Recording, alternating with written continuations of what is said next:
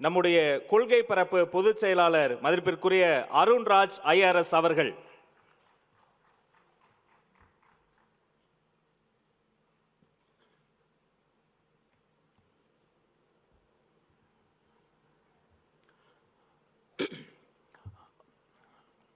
அனைவருக்கும் வணக்கம். செப்டம்பர் 27, 2025 நம் அரசியல் பயணத்தில் ஒரு துக்க நாள். 41 உயிர்களை, நம் சொந்தங்களை, நம் உறவுகளை நாம் இழந்திருக்கிறோம். எவ்வளவு தேற்றினாலும், எவ்வளவுதான் நிவாரணம் வழங்கினாலும் அந்த இழப்பை நாம் ஈடு செய்ய முடியாது. இருப்பினும் உங்கள் குடும்பத்தில் ஒருவனாக இருந்து உங்கள் தேவைகளை அனைத்தும் நான் பூர்த்தி செய்வேன் என்று தலைவர் அவர்கள் சொன்ன அந்த வார்த்தைகள் அந்த குடும்பங்களுக்கு பெரும் ஆறுதலாகவும் பெரும் நம்பிக்கை தருவதாகவும் இருந்தது என்று சொன்னால் அது மிகையாகாது. ஏனென்றால் மக்களை உண்மையாக நேசிக்கும் ஒரே தலைவர் நம் வெற்றி தலைவர் அவர்கள். கரூர் நிகழ்வுக்கு பிறகு எவ்வளவோ சவால்கள், எவ்வளவோ தடைகள், பொய் பிரச்சாரம் பேசி அவதூறு பரப்பி அடக்குமுறையை கட்டவிழ்த்து விட்டால் தமிழக வெற்றி கழகத்தை முடக்கிவிடலான்னு சில பேர் பகல் கனவு கண்டாங்க. முடக்கிறதுக்கு இது ஒன்றும் காசுக்காக ஆரம்பித்த கட்சி இல்லை.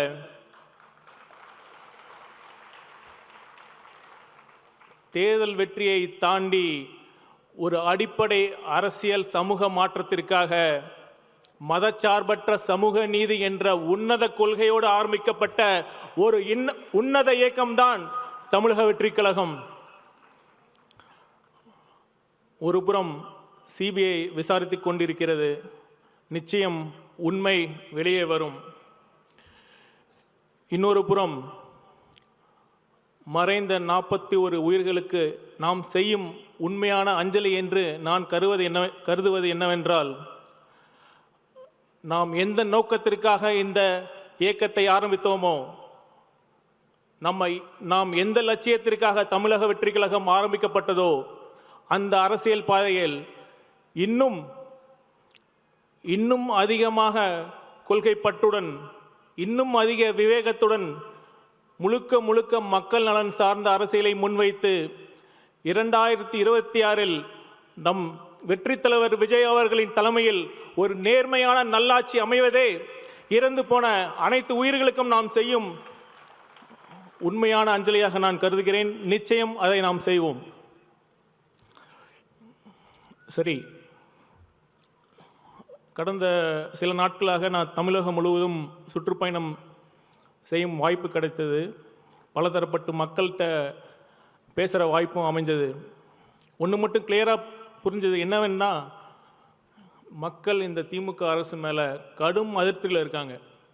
நான் வெறும் அரசியலுக்காகலாம் சொல்லலை, உண்மையாலுமே அவங்க அதிருப்திக்கு நியாயமான காரணங்கள் இருக்குது. என்னென்னா, ஃபஸ்ட்டு சட்டம் ஒழுங்கு. ஒரு அரசோட அடிப்படை கடமையே சட்டம் ஒழுங்கை பேணி காப்பது தான். ஆனால் இப்போ திமுக அரசில் சட்டம் ஒழுங்கு எப்படி இருக்குது? எத்தனை கொலைகள், எத்தனை பாலியல் வன்கொடுமைகள், எத்தனை காவல் மரணங்கள். இப்போ பெண்களுக்கு பாதுகாப்பு இருக்கா? இப்போ சமீபத்தில் நடந்த கோவை பாலியல் வன்கொடுமை எடுத்துக்கங்க. இது ஒரு தனிப்பட்ட சம்பவம் அல்ல. இது காவல்துறையில் நீண்ட நெடுங்காலமாக இருக்கிற நிர்வாக சீர்கேட்டின் ஒரு வெளிப்பாடு தான். அப்படி என்ன நிர்வாக சீர்கேடு? ரொம்ப அடிப்படையான விஷயம். இப்போ காவல்துறைக்கு ரெகுலர் டிஜிபி இதுவரைக்கும் அப்பாயிண்ட் பண்ணப்படலை. இது கூட பண்ணாமல் தமிழக முதல்வர், அதாவது காவல்துறையை கையில் வைத்திருக்கும் முதல்வர் அவர்களுக்கு வேறு என்ன பெரிய வேலை என்று கற்பனை கூட செய்து பார்க்க முடியவில்லை. உச்சநீதிமன்றம் தெளிவான கைட்லைன்ஸ் கொடுத்துருக்காங்க. அதெல்லாம் பின்பற்றாமல் இதுவரைக்கும் ஒரு சில காவல் அதிகாரிகள் அந்த டிஜிபி போஸ்ட்டுக்கு வரக்கூடாதுங்கிறதுக்காகவோ அல்லது ஒரு சிலர் அந்த டிஜிபி போஸ்ட்டுக்கு வரணுங்கிறதுக்காகவோ திட்டமிட்டு இந்த ஒரு ரெகுலர் டிஜிபி அப்பாயின்ட் பண்ணுறது தடைபட்டு இருக்கு. நீங்களே நல்லா யோசிச்சு பாருங்க. எப்போ வேணாலும் மாற்றப்படலாம் அப்படிங்கிற ஒரு டிஜிபி இருக்கிறப்ப அவரால் எப்படி ஒரு ஸ்ட்ராங்கான முடிவு எடுக்க முடியும்? அதே மாதிரி எப்போ வேணாலும் அந்த டிஜிபி மாற்றப்படலாங்கிறப்ப அவருக்கு கீழே இருக்கிற அதிகாரிகள் எப்படி அவருக்கு கட்டுப்படுவாங்க? இந்த அடிப்படை விஷயத்தை செய்ய கூட நம்ம முதல்வர் அவர்களுக்கு நேரம் இல்லை. அடுத்து இன்னொரு காரணம், இப்போ இந்த மாதிரி கொடுங்குற்றங்கள் செய்கிறதுக்கு அந்த குற்றவாளிகளுக்கு எப்படி துணிச்சல் வருது, எப்படி பயமின்மை வருது? நீங்கள் நல்லா யோசிக்கணும். எப்போ தெரியுமா குற்றங்கள் செய்ய பயம் வரும்? ஒரு குற்றம் நடந்துச்சுன்னா அதை தீர விசாரித்து அறிவியல் பூர்வமாக ஆதாரங்களை வச்சு நீதிமன்றத்தில் தண்டனை சந்தேகத்திற்கு இடமின்றி அந்த குற்றம் நிரூபிக்கப்பட்டு தண்டனை வாங்கி கொடுத்தா மட்டும்தான் குற்றவாளிகளுக்கு பயம் வரும். ஆனால் இப்போ என்ன நடக்குது? அரசியல் பரபரப்புக்காக என்கவுண்டர்ஸ். முதல்வர் அவர்களே, என்கவுண்டர்ஸ்கள் நீதி கிடையாது. இன்னும் சொல்லப்போனால் உண்மையான குற்றவாளிகளை தப்பிக்க தான் என்கவுண்டர்கள் வழி செய்யும்.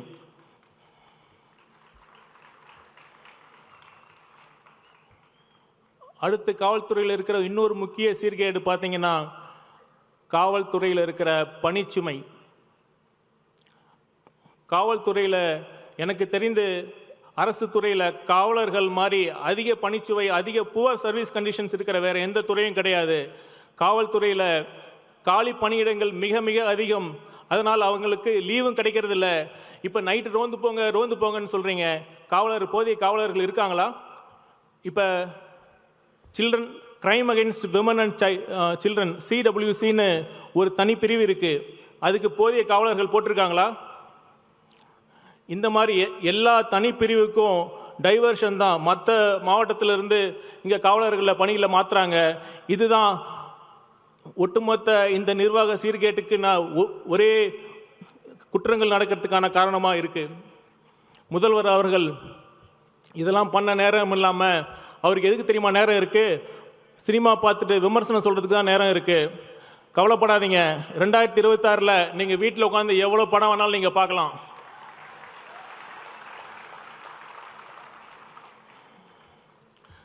சரி, சட்டம் ஒழுங்கு தான் சந்தி சிரிக்குதுன்னா எங்கள் ஆட்சி நிர்வாகம் எப்படி இருக்குது? நான் சத்தியமாக சொல்கிறேன், மிகைப்படுத்தி சொல்லலை. தமிழ்நாட்டில் கடந்த காலங்களில் எந்த ஒரு ஆட்சியில் இல்லாத அளவுக்கு ஊழல் இப்போ தரை விரித்து ஆடுது. ஒன்றா ரெண்டா சொல்லிக்கிட்டே போகலாம். இப்போ அதோட லேட்டஸ்ட் எக்ஸாம்பிள் தான் நம்ம அண்ணன் கே நேரு அவர்கள் துறையில் நடந்த தேர்வு முறைகேடு. ஐயா, பொறுக்க முடியல. ஊழல் பண்ணுறதுக்கு தான் எவ்வளோ வழிகள் இருக்குது. கான்ட்ராக்டில் அடிக்கிற கோடியாக அடிக்கிற கமிஷன் உங்களுக்கு பத்தலையா? கஷ்டப்பட்டு படித்த மாணவர்கள் தேர்வு எழுதி வேலைக்காக காத்துட்ருக்கிறப்ப அதில் கூடவா ஊழல் செய்யணும்? இப்போ சமீபத்தில் நம்ம சகோதரர் அன்பில் மகேஷ் அவர்கள் ஒரு பெர்ஃபார்மன்ஸ் பண்ணார். படித்து சொன்னடா கண்டிஷன்ஸை ஃபாலோ பண்ணீங்களான்னு. அது மாதிரி இப்போ நம்ம நேருவானன்ட்ட சொல்லலாம், அண்ணே படித்து சொன்னோமே ரூல்ஸை ஃபாலோ பண்ணுங்கன்னு. இப்போ பாருங்கள், தேவையில்லாமல் இடி உள்ளே வந்துருச்சு. ஊழல் பண்ணுறதுக்கு உங்களுக்கு இந்த கான்ட்ராக்ட் கமிஷன்லாம் இருக்கிறப்ப எதுக்கு தேவையில்லாமல் படித்த இளைஞர்கள் வாழ்க்கையில் இப்படி விளாட்றீங்க? கஷ்டப்பட்டு படித்து தோல்வி அடைகிறப்ப இருக்கிற வலியும் வேதனை எனக்கு தெரியும். ஏன்னா நான் ஃபஸ்ட்டு 3 அட்டம்ப்டில் நான் தோல்வி அடைஞ்சிருக்கேன். அதனால் தயவு செய்து இந்த மாதிரி இளைஞரோட வாழ்க்கையை விளையாடாதீங்க. இன்னொரு சின்ன எக்ஸாம்பிள் சொல்கிறேன். இப்போ நெடுஞ்சாலைத்துறை, நீர்வளத்துறையில் இப்போ ஒரு புது சிஸ்டமை கண்டுபிடிச்சிருக்காங்க. நாம் இப்போ பார்த்திங்கன்னா எல்லா டெண்டர்லேயும் யார் வேணாலும் பங்கெடுக்க முடியாது. அதுக்கு சைட் இன்ஸ்பெக்ஷன் சர்டிஃபிகேட், அதாவது எந்த இடத்துல வேலை நடக்குதோ அந்த இடத்துக்கு போய் ஆய்வு பண்ணிட்டாங்க, அந்த ஒப்பந்ததாரர் ஆய்வு பண்ணிட்டாங்கன்னு சம்பந்தப்பட்ட டிஇ இல்லைனா சிஇ சர்டிஃபிகேட் கொடுக்கணும். நான் கேட்குறேன், எந்த மாநிலத்தில், வேறு எந்த மாநிலத்தில் இந்த மாதிரி ஒரு சிஸ்டம் இருக்குது? இல்லை நேஷ்னல் ஹைவே அத்தாரிட்டி ஆஃப் இந்தியாவில் அங்கே இந்த மாதிரி சிஸ்டம் இருக்கா? எதுக்காக இந்த சிஸ்டம்? யாருக்கு டெண்டர் கொடுக்கணும்னு ஃபஸ்ட்டே முடிவு பண்ணிவிட்டு அவங்களுக்கு மட்டும்தான் இந்த சைட் இன்ஸ்பெக்ஷன் சர்டிஃபிகேட் கொடுக்குறீங்க. திமுக காரங்களை பற்றி சொல்லுவாங்கள்ல, திமுக காரனா சும்மா இல்லடா அப்படின்னு சொல்லுவாங்கள்ல, உண்மைதான். திமுக காரங்க விஞ்ஞானபூர்வமாக ஊழல் செய்கிறவங்க. நம்ம சயின்டிஸ்ட் ஏவா வேலு அண்ணனும் அவங்க டீம் தான் இந்த சிஸ்டமை கண்டுபிடிச்சி இப்போ பண்ணிக்கிட்டு இருக்காங்க.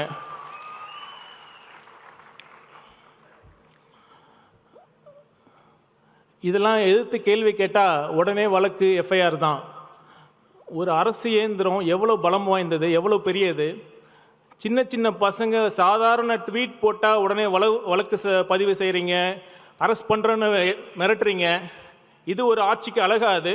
இப்போ சமீபத்தில் திருநெல்வேலியில் சட்டவிரோத கல்குவாரிக்கு எதிராக அறப்போர் இயக்கம் சார்பில் நடந்த கூட்டத்தில் பியூசிஎல் வழக்கறிஞர் அவர்கள் மேலே குண்டர்கள் தாக்குதல் நடத்தியிருக்காங்க. அதுவும் காவலர்கள் இருக்கிறப்பே அந்த தாக்குதல் நடந்திருக்கு. இது ஜனநாயகமா? இதை பற்றி எந்த ஊடகமாவது கேள்வி கேட்குதா? போன அதிமுக ஆட்சியில் புதிய தலைமுறைங்கிற தொலைக்காட்சி 120 சம்திங் இருந்த அந்த அரசு கேபிளில் 400 சம்திங்கில் இருக்கிற பொசிஷனுக்கு மாத்திரப்ப சேவ் டிஎன் மீடியா அப்படின்னு குரல் கொடுத்தீங்களே, இப்போ ஏன் புதிய தலைமுறை சேனலை நீங்கள் பிளாக் பண்ணீங்க?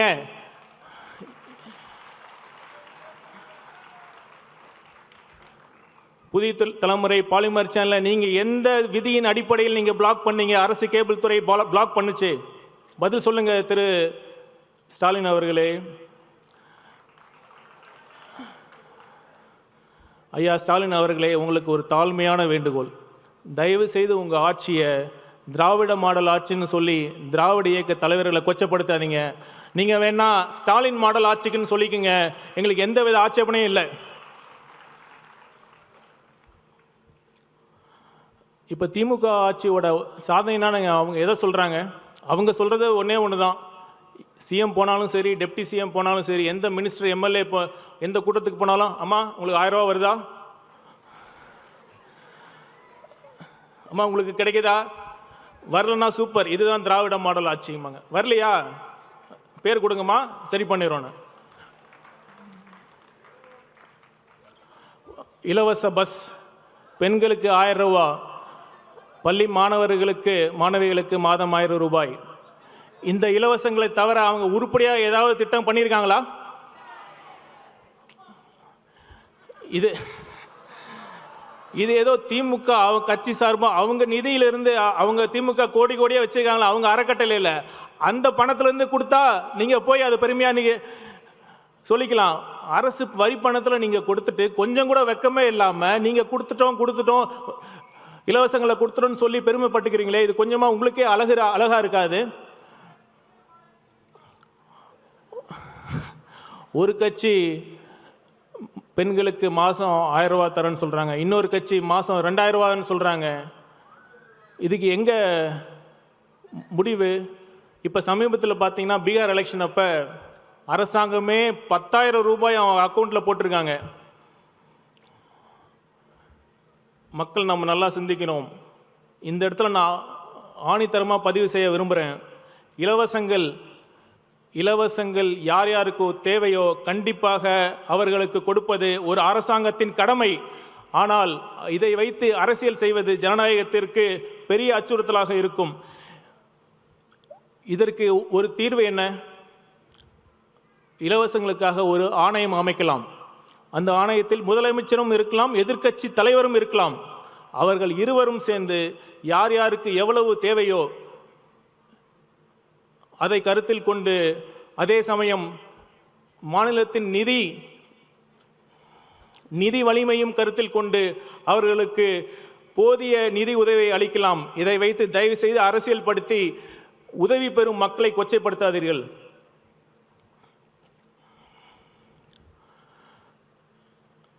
திமுகவின் அவல ஆட்சி ஒரு பக்கம்னா, இன்னொரு பக்கம் நம்ம பாசிச பாஜக.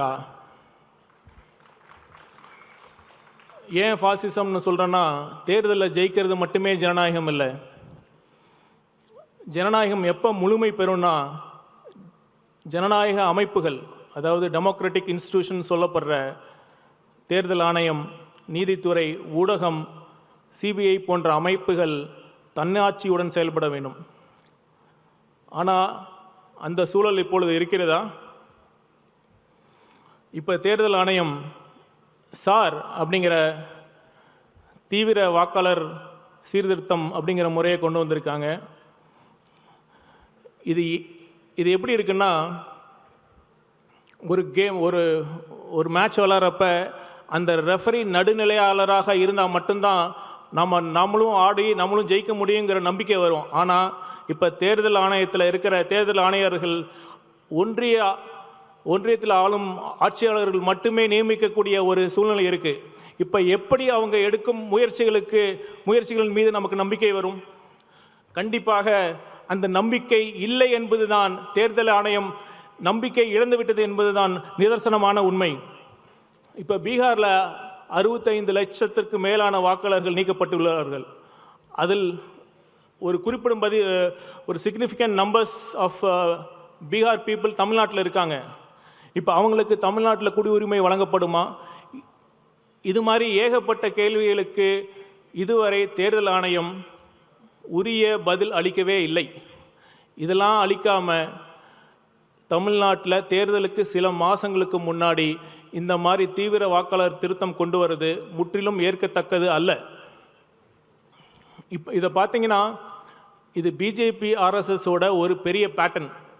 இப்போ 2014 பிஜேபி அரசு வந்தவுடன் பார்த்தீங்கன்னா என்னென்ன திட்டங்கள் கொண்டு வந்தாங்கன்னா, demonetisation, uniform civil code, CAA, ஹிஜாப், ஒன் நேஷன் ஒன் எலெக்ஷன், அப்புறம் இப்போ இந்த சார், இந்த மாதிரி மக்களை கொதி நிலையிலேயே வச்சிருக்கிறதுலாம் பாஜக ஆர்எஸ்எஸோட அவங்களோட செயல் திட்டம். மக்களை சிந்திக்க விடாமல் எப்போவுமே ஒரு எமோஷ்னலான சார்ஜ் ஸ்டேட்லேயே வச்சுருக்காங்க. இதனால தான் நாம் சிந்திக்கிறதுக்கு வாய்ப்பு இல்லாமல் மீண்டும் நம்ம தவறான வேட்பாளர் நாம் தேர்ந்தெடுத்து நமக்கே நாம் இந்த மாதிரி மோசமான ஆட்சியாளர்களிடம் நாம் சிக்கிக்கொள்கிறோம். இதற்கெல்லாம் என்ன தீர்வு? தீர்வு நம்மக்கிட்ட தான் இருக்குது. தமிழக மக்கள்கிட்ட ஒன்று சொல்கிறேன். நம்ம பக்கத்து ஸ்டேட், பக்கத்து மாநிலம் கேரளாவில் அரசு மதுபான கடைகளில் பாட்டிலுக்கு 10 ரூபா வாங்குறதில்ல, தெரியுமா? கம்ப்யூட்டர் பில் கொடுப்பாங்க, மீதி சேஞ்சை கொடுத்துருவாங்க. அதோட ஒன்று முக்கியமான விஷயம், கேரளாவில் ஓட்டுக்கு பணம் கொடுக்கறதில்ல. தமிழக மக்கள் சிந்தித்து பார்க்கணும்.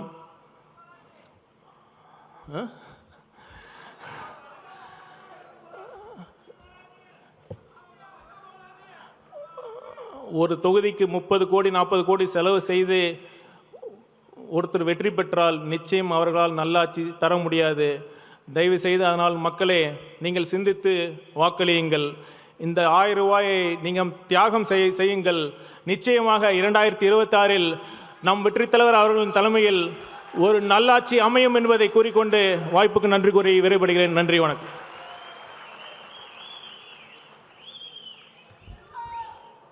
நன்றி சார்.